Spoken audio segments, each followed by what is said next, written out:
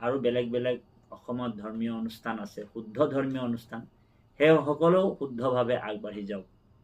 সকলোৰে সহায় সহযোগ গতেহে বিন্দুৱে বিন্দুৱে এখন হিন্দু হয় বুলি কৈছে। গতিকে আমি প্ৰেম ভক্তি সকলোতে বজাই ৰাখিব লাগিব। খালি অপ্ৰীতিক কাৰ্য, হিংসা আৰু মানে আপোনাৰ যিবিলাক প্ৰাণী হিংসা হয় তেনেকুৱাটো ধৰ্ম হ'ব নোৱাৰে। সেই ধৰ্ম অনুষ্ঠানবিলাকত যাতে আমিও আশা কৰোঁ সেইবিলাক যাতে এই অসম ভূমিৰ পৰা মুক্ত হওক। বলি বিধান মহাপুৰুষ গুৰুজনাৰ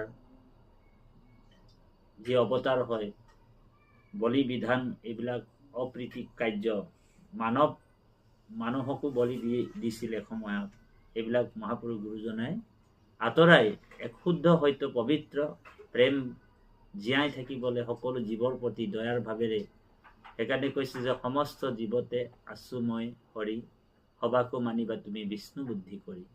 সমস্ত জীৱত ভগৱন্ত পৰমাত্মা বিদ্যমান আছে আৰু আমাক মহাপুৰুষ গুৰুজনাই সেই আদৰ্শ নীতি কৈছে।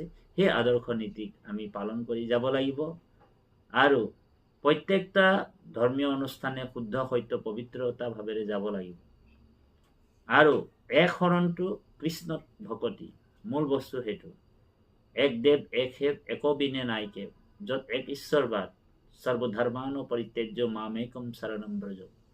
য'ত নেকি ভগৱন্ত কৃষ্ণই গীতাত কৈছে, মন্মনা ভৱ মদ ভক্তু মদ জাজি মাম নমস্কুৰু মামে বশেষি সত্যম তে প্ৰতিজনে প্ৰিয় সচিন।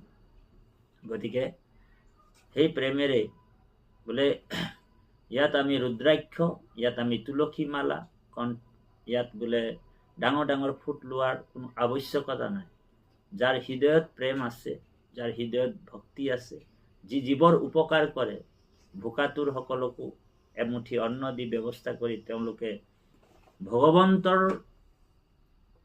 প্ৰত্যেকটা জীৱতেই ঈশ্বৰ অনুভৱ কৰা, উপলব্ধি কৰা, প্ৰত্যেকৰ হৃদয়ত অনুভৱ কৰা, সেইটোৱেই হৈছে একমাত্ৰ ভকতি। গতিকে সেই ভকতিত আমি আগবাঢ়ি যাব লাগিব। আৰু সেইকাৰণে গুৰুজনাই বৰ সুন্দৰ দৰ্শনত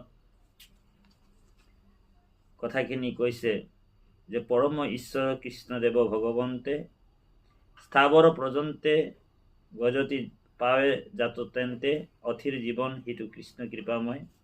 জগতৰ হিত অৰ্থে জানিবা নিশ্চয়, মায়ায় মনুষ্য যেন প্ৰকাশ কৰন্ত। জগত কাৰণ কৃষ্ণ দেব ভগবন্ত, স্থাবৰ জঙ্গম হবে ৰূপে মাধবৰ, কৃষ্ণ বিনে আন নাহি জানা নিৰ্ভব। গতিকে